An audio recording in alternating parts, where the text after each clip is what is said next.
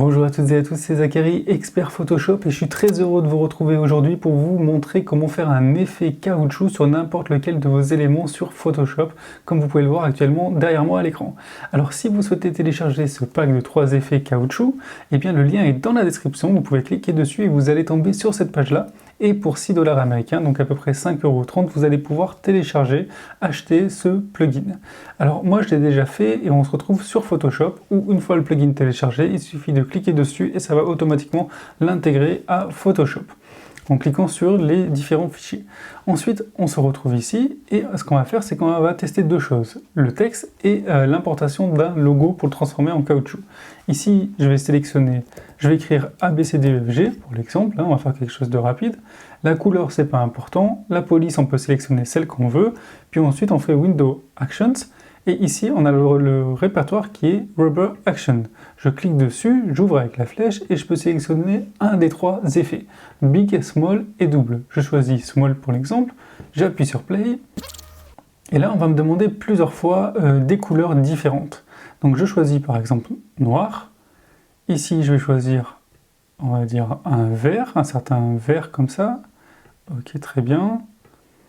Ensuite, je vais choisir par exemple cette couleur-là, juste pour vous montrer l'exemple, puis blanc. Ensuite, j'appuie sur OK et on va zoomer dessus pour que je vous montre ce que ça a fait. Voilà, alors comme on peut voir, l'effet caoutchouc a bien été appliqué au texte, donc on a plusieurs couches de couleurs, et je trouve ça vraiment plutôt bien réussi. Donc ensuite, on a notre répertoire ici, on peut le désactiver, réactiver, et faire ce qu'on veut ensuite à l'intérieur. Maintenant, on va tester avec un logo, donc on va prendre bien évidemment le logo de YouTube. Alors, je me permets de supprimer ça, hop là. Je retourne sur Google Chrome et j'ai déjà présélectionné un logo. Je fais glisser, déposer sur Photoshop. Ensuite, je le sélectionne pour l'importer dans mon document, copier, commande C, coller, commande V. Et je vais faire juste un petit quelque chose dessus. Je vais supprimer cette partie-là pour laisser la transparence. Voilà, alors là, maintenant, j'ai mon fichier, j'ai mon logo. Donc là, je clique sur le répertoire et je vais faire Big et j'appuie sur Play. Alors pareil que tout à l'heure, je peux choisir une couleur. Donc là, on va choisir par exemple blanc. Ensuite, on va sélectionner, alors où est-ce qu'on est en rouge, donc aux couleurs de YouTube. Donc là, à fond en rouge.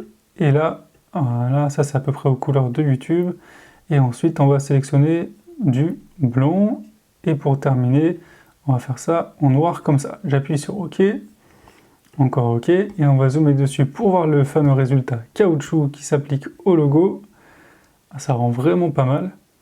Je suis assez satisfait du résultat, je valide ce plugin. Ah ouais, ça rend vraiment bien. Ça facilite énormément la tâche. Si j'avais à le faire à la main, je pense que j'y passerais la journée. Donc voilà le résultat. N'hésitez pas à m'écrire dans les commentaires. N'hésitez pas aussi à télécharger le plugin, le lien est dans la description. Et je vous dis à très vite pour de nouvelles trouvailles.